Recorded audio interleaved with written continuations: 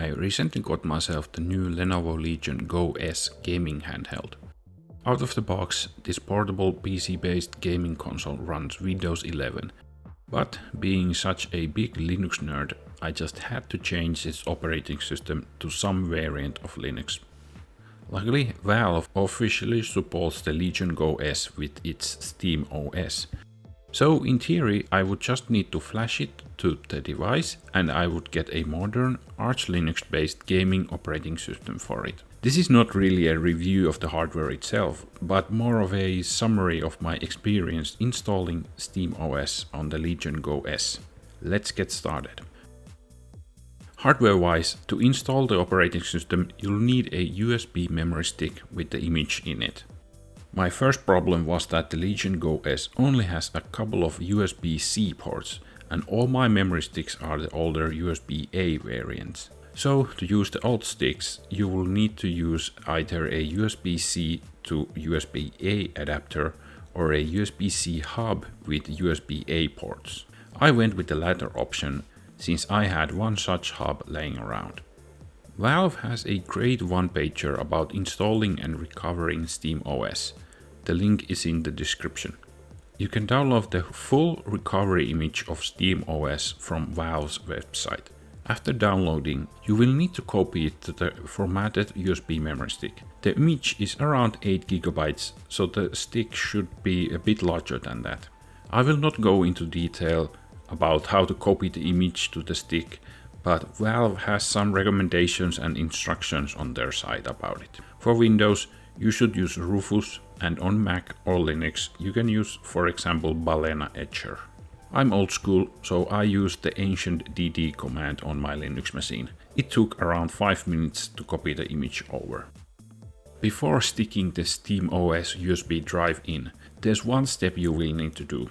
That is to disable the secure boot functionality in Go S's BIOS. Valve again has instructions on how to do this on the device, but in short, press down the volume up button and boot up the machine while holding the volume up button down. A menu should appear on your screen.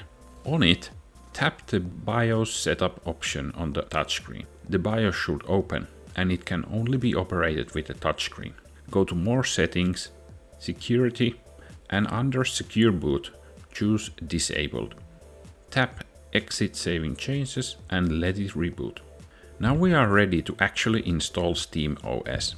Plug in your memory stick with the needed adapters and do the boot menu procedure again, holding down volume up button while booting it up.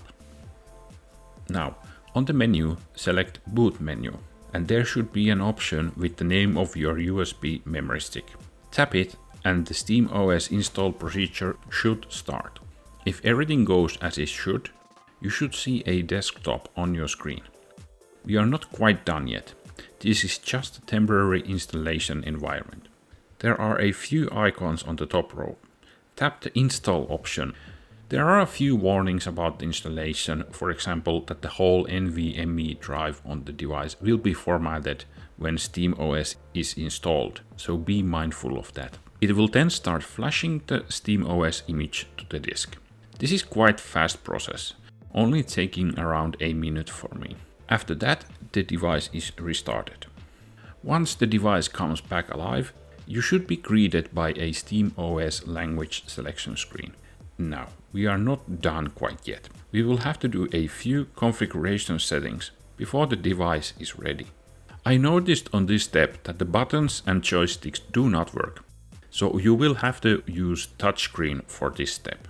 The process will ask you some basic questions like language, Wi-Fi password, and so on. After it, there's again a short installation procedure. For me, it took around 1 minute again. One more reboot is needed, and then finally you should be greeted by a login screen from Steam. Congratulations, you have successfully installed SteamOS on your Legion Go S handheld. Regarding the non-functioning buttons before, at least for me, when I logged in via the QR code, the button started working flawlessly going forward. And all the other features of Legion Go S work as well, like haptics, rumble, power management, and so on. You are now ready to game on your new Linux gaming handheld. I've been personally enjoying the device quite a lot, playing tons of new and old games from my Steam library. The SteamOS has a handy library view where you can see only games that are compatible with SteamOS, which in my case was most of them. You can also stream games from your desktop PC to the device. My main gaming PC is Arch Linux based, and the streaming from it works flawlessly. That's all for now. Hope you enjoyed this brief exploration to using Linux on your gaming handheld. Thanks for watching, and on to the next one.